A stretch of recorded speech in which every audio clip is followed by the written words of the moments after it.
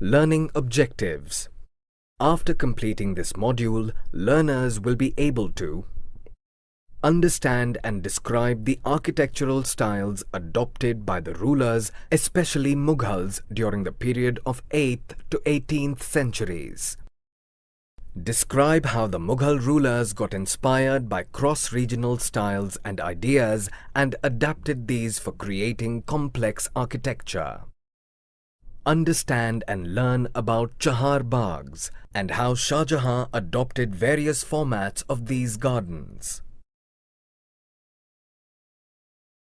Introduction. From 8th to 18th century, two kinds of structures were built by kings and their officials. 1. Forts, palaces, garden, residences and tombs. 2. Temples, mosques, tanks, wells, caravansaries and bazaars. Merchants also indulged in the construction of temples, mosques and wells. Of these constructions, only huge mansions, Haveli, from the 18th century have survived.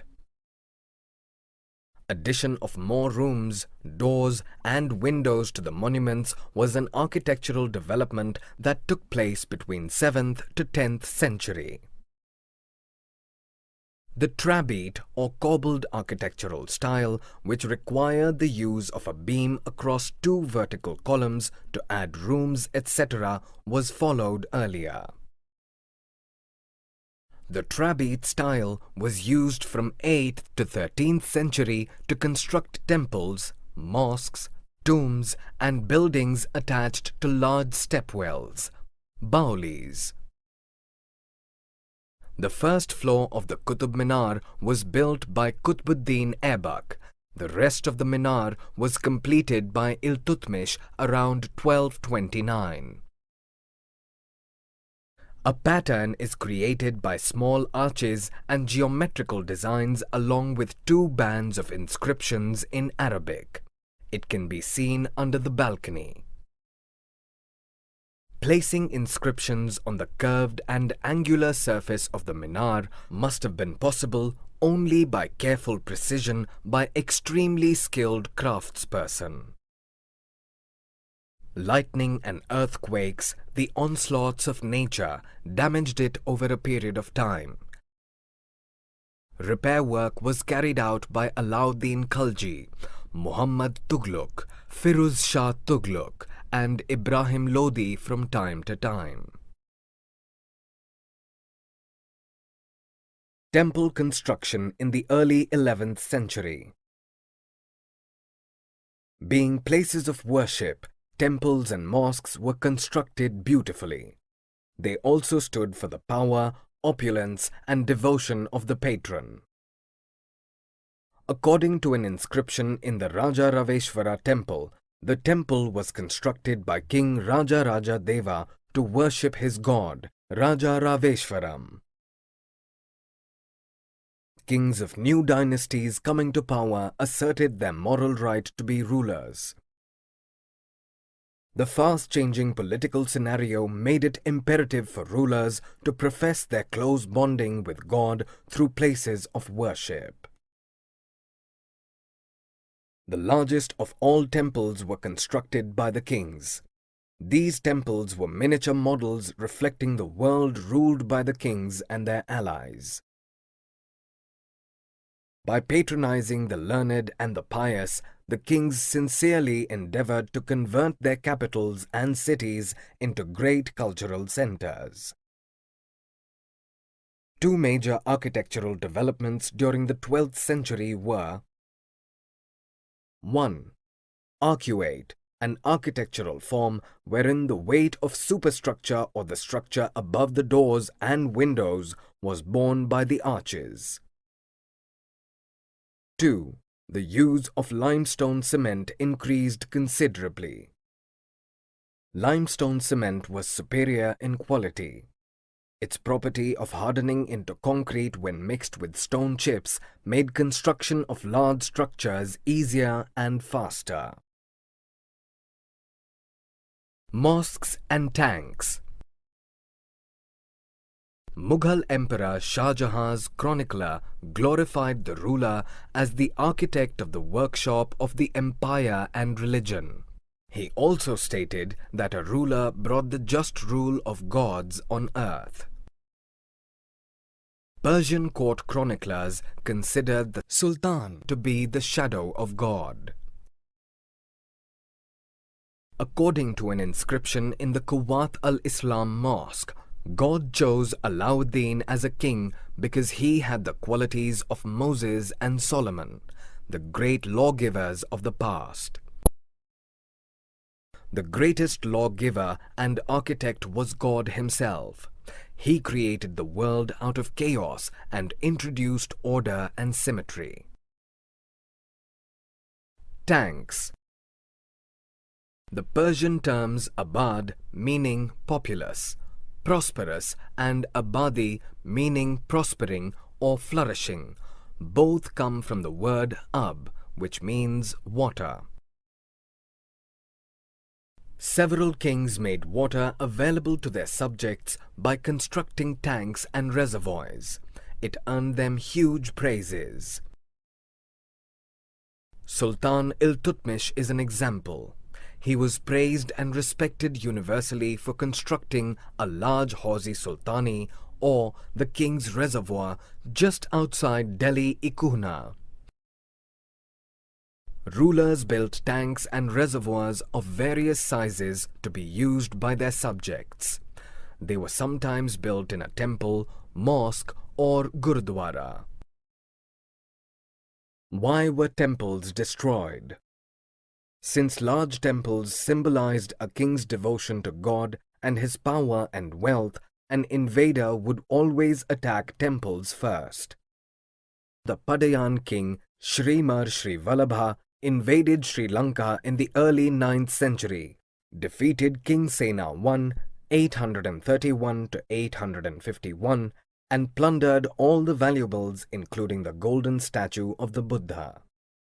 Sena II, the next Sinhalese ruler, launched an attack on Madurai to avenge the defeat faced by Sena I.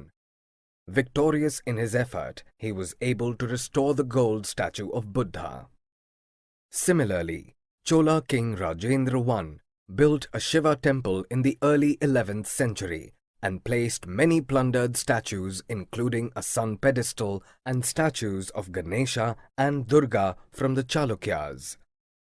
Sultan Mahmud of Ghazni too looted the wealth and idols in the temples of defeated kings during his military campaigns in the subcontinent. By destroying temples, especially the Somnath temple, Mahmud Ghazni tried to build an image of a great hero of Islam. The political culture of the Middle Ages was such that victorious kings demonstrated their military success by destroying and looting the places of worship of the defeated ruler. Gardens, tombs and forts. 1. Mughal emperors Babur, Humayun, Akbar, Jahangir and especially Shah Jahan were passionate about literature, art and architecture. They took personal interest in matters related to these. Babur displayed more interest in planning and designing the layout of formal Chaharbagh or four gardens. These gardens were surrounded by rectangular walls and artificial channels divided them symmetrically into four quarters. Akbar, Jahangir and Shah Jahan laid out some of the most enchanting Chaharbaghs in Kashmir, Agra and Delhi. Akbar's reign saw many architectural innovations.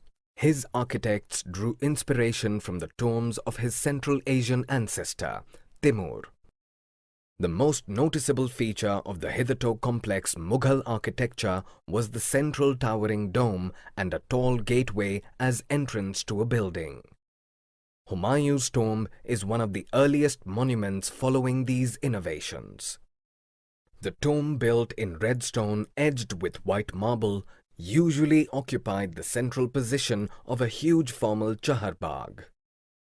The monument followed the tradition of Hasht-Bihisht, or 8 paradise having a central hall surrounded by 8 rooms. Gardens, tombs and forts. 2. Significant construction activities took place during Shah Jahan's reign in Agra and Delhi. The ceremonial halls of public and private audience, Diwani Khas or Aam, built in a large courtyard, resembled a mosque. These courts were called Chihil-Sutun or 40-pillared halls. Shah Jahan's throne was placed on a pedestal described as Qibla, the direction faced by Muslims in prayer. While in session, the courtiers faced the same direction. These architectural features conveyed that the king was God's representative on earth. He built a court in Red Fort, Delhi, to emphasize that the royalty shall impart justice always. Behind his throne were Pietratura inlays, which are a series of colored hardstones engraved into marble or sandstone to create beautiful ornate patterns. It depicted the Greek god Orpheus playing lute, whose music could calm beasts to a peaceful existence. Agra was Shah Jahan's capital in the early years of his reign. The nobility built their residences on the banks of river Yamuna in the midst of formal gardens built on the Chaharbagh format. Riverfront gardens, a variation in the Chaharbagh format, had houses on the edge closer to the river. Shah Jahan adopted this variation for Taj Mahal. The white marble mausoleum placed on a terrace by the edge of the river has the garden to its south. He developed this architectural form to control the nobles' access to river. He followed the same architectural style in his city of Shahjahanabad in Delhi. Region and Empire. Extensive construction activities between the 8th and 18th century led to a sharing of ideas, artistic forms, and traditions regarding construction and architectural styles across the regions. The style of royal elephant stables in Vijayanagara was influenced by the architecture seen in the adjoining sultanates of Bijapur and Golconda. Temples in Vrindavan near Mathura display enormous Mughal influence. The architectural style is similar to Mughal palaces in Fatehpur Sikri. Large empires integrated different regions under their rules, which contributed to this amalgamation. Mughal rulers skillfully adapted and adopted the regional architectural styles. The Bangla dome, a style resembling a thatched roof, caught the Mughals' fascination. They adapted in their buildings. Buildings in Akbar's capital Fatehpur Sikri reflect the influence of Gujarat and Malwa architectural styles. Despite the decline of Mughal authority in the 18th century, these cross styles continued to be adopted by rulers in their own kingdoms.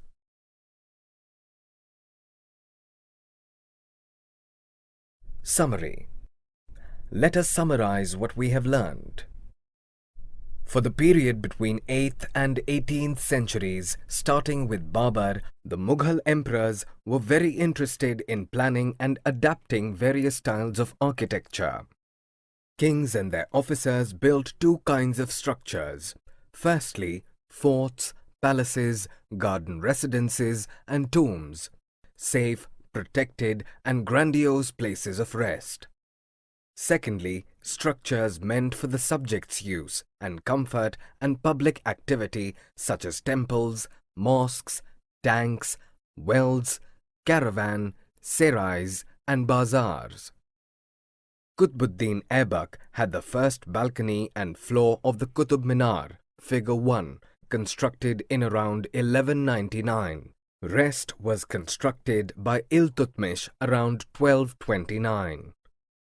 The Kandariya Mahadeva temple, dedicated to Shiva, was constructed in 999 by the king Dhanga Deva of the Chandela dynasty.